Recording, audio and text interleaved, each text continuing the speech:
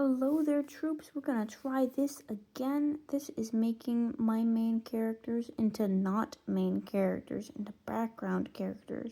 The second version with a second set of characters. And this time I actually have females in the mix. Not that it really matters what sex you are. As long as you're a character, you have the potential to be main or background. So, that just getting that out of the way, I guess. This here is Prince Mink. This is the original version. Original versions are going to be all on the left, and background versions of the primary characters, the protagonists or antagonists in this one's case, are going to be on the right. So, Prince Mink is the only prince of the Featherwing Kingdom. He is a very broody character. And the reason for this broodiness is because of this big old blue scar on his face. Now, the scar is blue because featherwings, this species, have blue blood and blue skin under their feathers. So he would naturally have blue skin in a very marred, burned up part of his face. And we're going to add a few random wrinkles, but also a few very intentional wrinkles, such as up under his eyes, which have always made him look older and meaner. And one of the reasons that this is such a jarring injury for him is because he is actually a very bright pinkish purple magenta color. I will show you in just a second what that looks like. Their skin is not actually that dark blue, but I've been playing around a lot with colored pencils. But anyway, Mink is a very bright colored creature, and to have this very blue mark all over his face, it's worse than Fang. Because Fang may be all scarred up in his face, but at least he gets to have his face be the same color as his scars. Prince Mink, on the other hand, does not have that luxury. And the perpetrator is none other than Queen Shadestrike of the Shadowmares. She's a very interesting character because she breathed fire, because her species breathes fire. The Featherwings actually breathe ice. She caused this injury on him when he was a hatchling, to spite Queen Dove, his mother, and to create a war between the species. So he was the first casualty of war before war even existed. Now the thing with Featherwing royalty is they are born leaders with this black stripe on their neck. Anyone who does not have this stripe, no matter where they're born, when they're born in the royal bloodline, is not able to lead in the Featherwing Kingdom. Featherwings only have one ruler at a time, whereas the Shadowmares can have two rulers. And let me show you really quickly what that looks like. Here's just some Queen Shadestrike. Anyway, Queen Shadestrike and King Darkfallow are the rulers of the Shadowmare Kingdom when the book starts. Queen Shadestrike was able to get her way to the top because Darkfallow needed a mate, and she is very cunning, and she was made very specifically to be very, very pretty.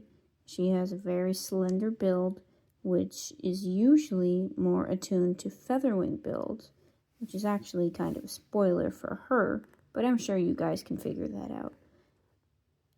Anyhow, here we are on the non-main character side. And I'm sorry, I would totally get more zooming things in here and try to do like a speeding part, where the video suddenly gets all super fast with the drawing. But I don't know how to do that stuff while also simultaneously holding my phone, because I don't currently have a way to do anything other than hold my phone with my other hand. Which is also why some of my lines are sloppy, which is very unfortunate, because I know I'm capable of better work than this, but I get sidetracked very easily when I start talking about that. So I'm not going to. In order to take away his main characterness, the first thing we want to do is remove that enormous scar. and this band of royalty. Because one thing that really sticks out is something that completely discolors you from the entirety of your species. So that is a no-no if you want to be a background character. Another thing about mink, if you saw the first video, you would have seen that I went in afterward to fill in the eyes with my pen.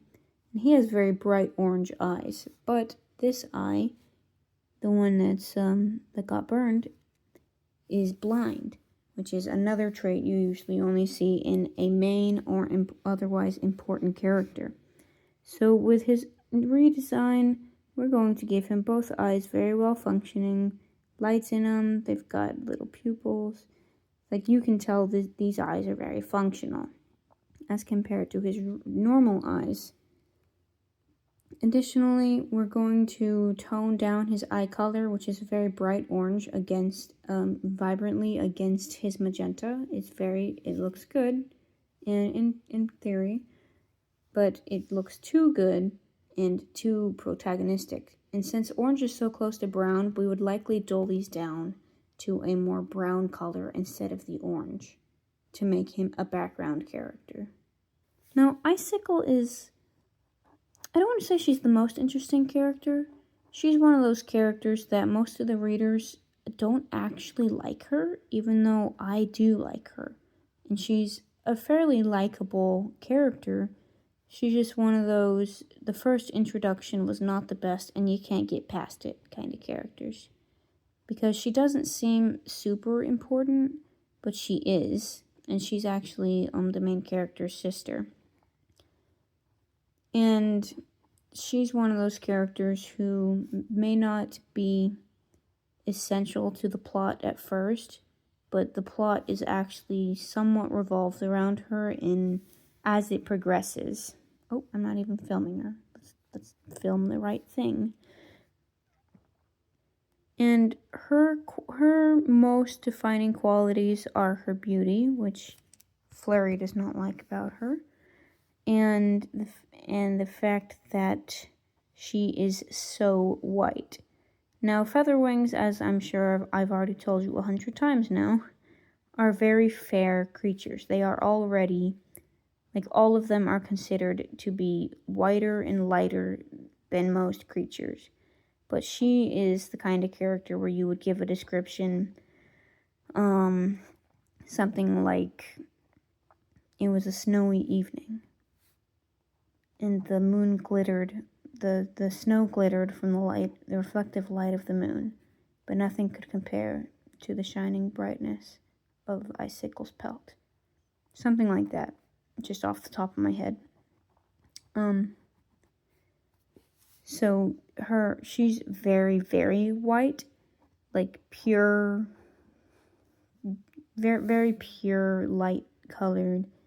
I rarely give her any deep shadows, even though as an artist I know that, and especially as an artist that prides myself on my shading, I would want to give her some shadows.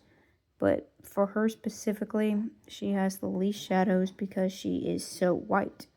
So this is going to be the first main character that we see on our list here, and the only one actually, where when we go over to her remake version, we would actually probably want to give her a little more color, just to offset that balance. And we wouldn't make her as beautiful. She would still be, just a pretty girl living about her days, blah, blah, blah. She's a little medicine girl, which is and she's perfectly content with it.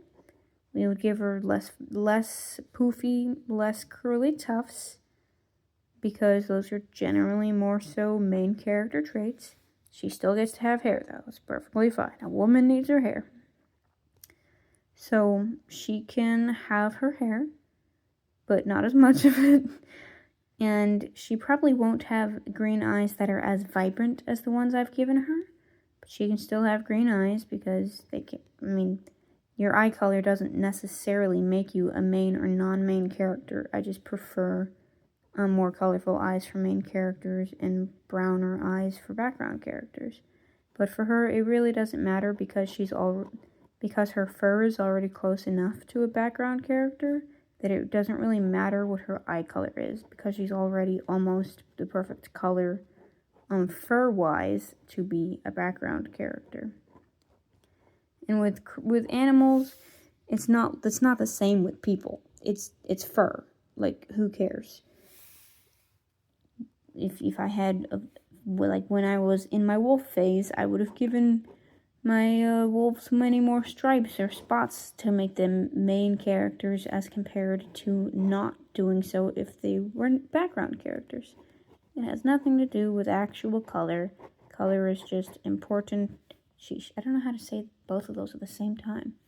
But hopefully you know what I mean from an artistic standpoint, that this makes sense. And the final character on our list is going to be a bad guy. Not necessarily evil, just this is the character you're actually supposed to dislike. The one that you love to hate. The one that I'm actually glad people don't like. Her name is Flurry. And she is a poof ball of anger and a huge simp for the main character, Sleet. I actually made a short about that. To just give you a little bit of color and show you what she looks like, I will show you that. This is what Flurry looks like. Very pink, very poofy. She's got bright yellow eyes, and yellow is a perfectly fine color for a background character's eyes, in my opinion. She never leaves Sleet alone, as you can tell he's kind of nervous in this piece. So she's a very flamboyant character.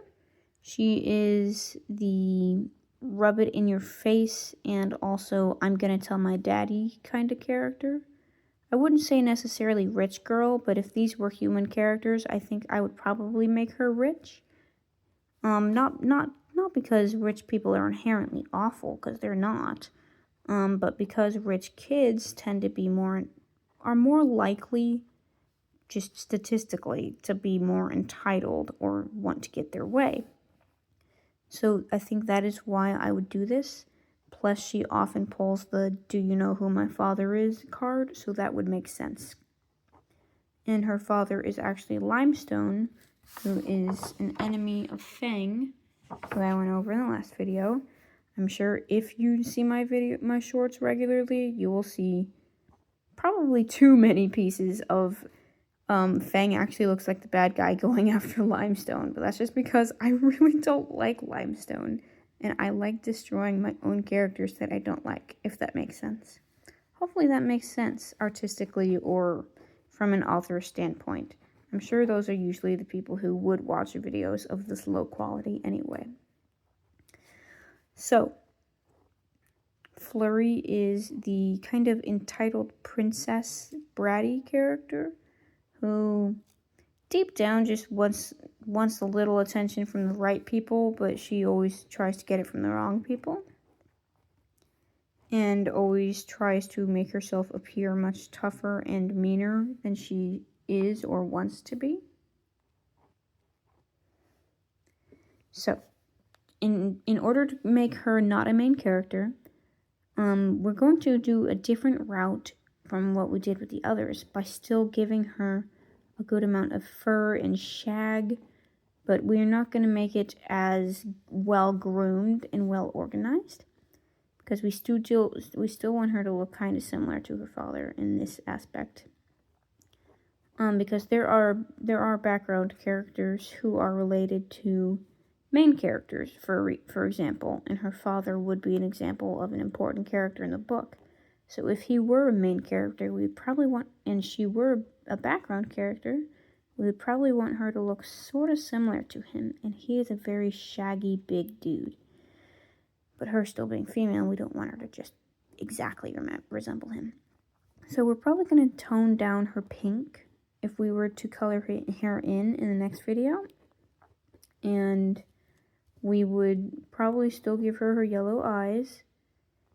She may not be as pompous, but she would probably still have an attitude, just in a less redeemable kind of important character way. So how about you give me a reason instead of getting burned and all messed up in infancy, why this character is mean. And instead of being an obsessive simp who doesn't get her way, give me a reason why this character is mean. Just looking at that. Well, actually, it's probably going to be how messed up her nose is, because I do not draw it very well when I'm holding my phone. But anyway, that should be it for this one. Goodbye, troops.